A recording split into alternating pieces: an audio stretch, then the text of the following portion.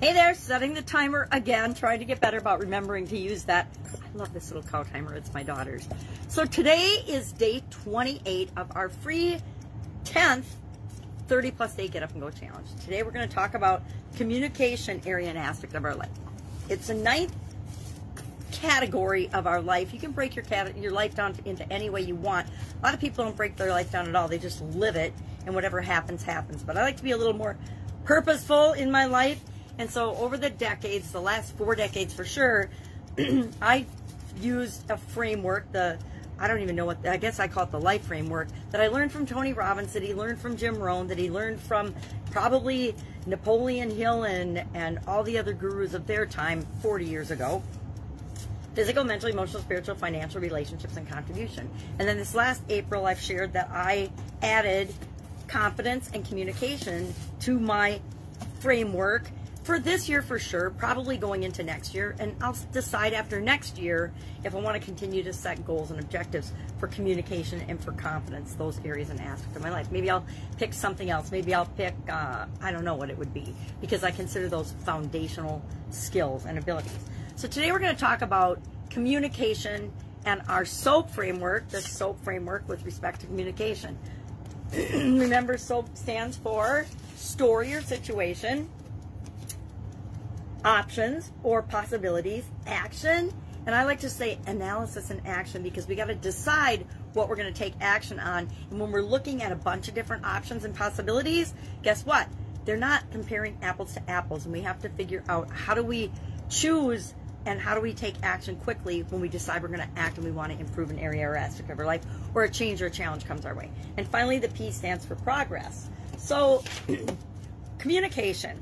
The first thing we usually decide, our tool today is going to be gratitude. Now, being thankful, appreciating, whatever you call it, being grateful for the things that are working in your life, or grateful for the things that have worked out in the past.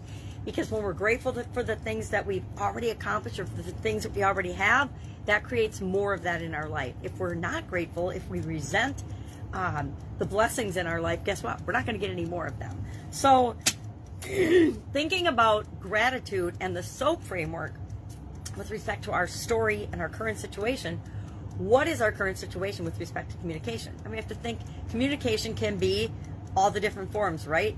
Written, oral, auditory, the things we hear, the things we see, the things we say. And communication can take all different forms. We can use a picture to communicate, right? A picture is worth 1,000 words.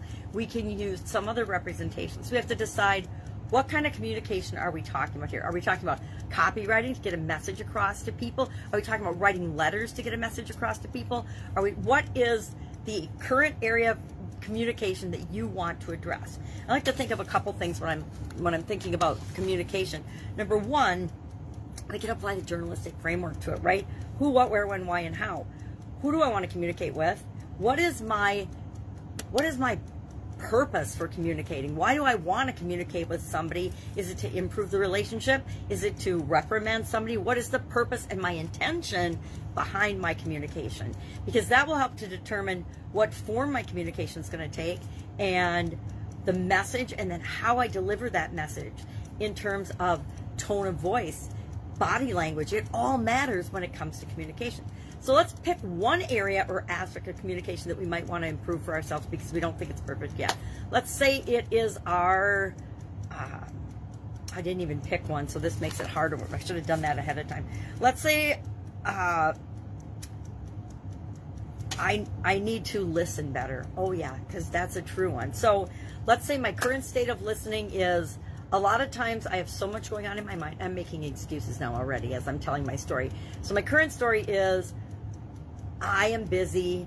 Everybody else on the planet's busy, by the way. So sometimes I don't listen. Sometimes I don't pay attention and give my full attention to the other person that's communicating with me. And I want to get better at that. I want to be present and give my attention to the person so they fully know that I am there and present when I'm communicating with them. So that's my desire. So right now, not a good listener, distracted, etc.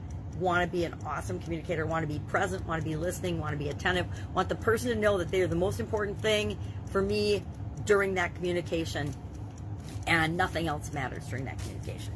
So what are some options to make sure that that happens? If I'm thinking about gratitude, now I am grateful that, let's talk about gratitude with respect to this story. I am grateful that I am a much better listener now than I was when I was younger. I've as much as I beat myself up now for my listening skills, I'm a much better listener now than I was then. Does that mean I don't have room for improvement? Oh, heck no. I have a ton of room for improvement. So I'm grateful for the progress I've made so far, but I certainly want to continue to make that progress. So I'm going to be grateful for that I've improved my listening in some areas and aspects, but I also know that I need to improve it a lot more.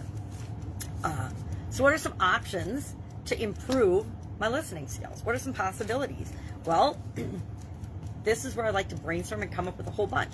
I could sign up for a coaching program on communication. Oh, I did that. I did that in April. Maybe that's part of why I'm getting better. I could get a personal one-on-one coach. I could do group coaching. I could get several books on communication, and I could read listening skills. I could practice listening. I could get an accountability partner, and I could practice listening. We could do role playing and practice listening. So I want to think of all the things I could do, and then that's the O in our SOAP framework. What are all the possible options? What are all the possible things I could do? And if I'm having a hard time coming up with those, I could use one of the tools that we've talked about earlier.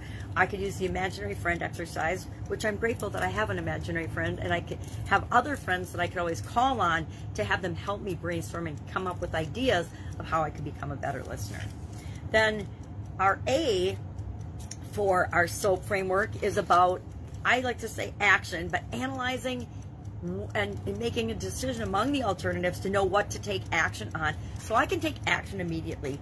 When I'm going through the SOAP framework and I'm faced with a change or a challenge, I am looking for the solution to the problem. I am solution focused. So I want to fill that gap from where I am to where I want to be, the current situation to the desired situation. I want to start making progress on that immediately. I don't have to make giant steps, but I want to start making teeny tiny steps immediately, because if I take a step and an action toward what I want immediately, that begins the process of momentum. As soon as we take that first step, other steps start to appear, and we automatically know what to do next and next and next. But we have got to step up and take that first step, or nothing happens. So I want a quick way to decide among alternatives. I will admit that my favorite decision-making tool is still the plus or minus, where you take a piece of paper, fold it in half, plus on one side, minus on the other. You think about the thing you want to do, plus, minus, plus, minus. What are the benefits of doing it? What are the drawbacks of doing it? And then if the benefits outweigh the drawbacks, I take action toward that immediately. And I can do that in my head now. I've done that so many times in my life, literally hundreds of thousands of times, that it just happens automatically, just like we're doing with the SOAP framework. We're installing it in our subconscious so it will happen automatically.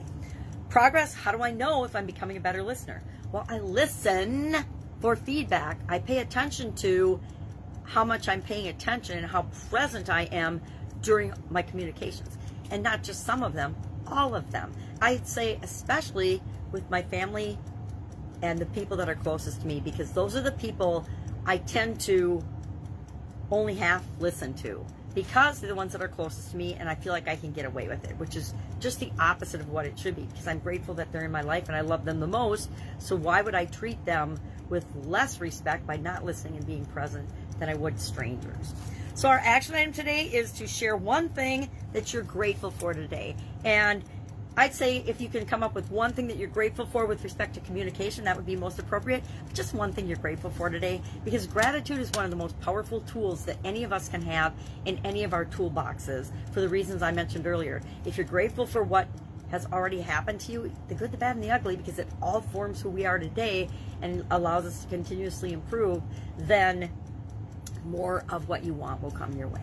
Questions? Hit me up. Otherwise, I will be with you tomorrow, and I haven't decided what we're doing tomorrow, so I will let you know tomorrow.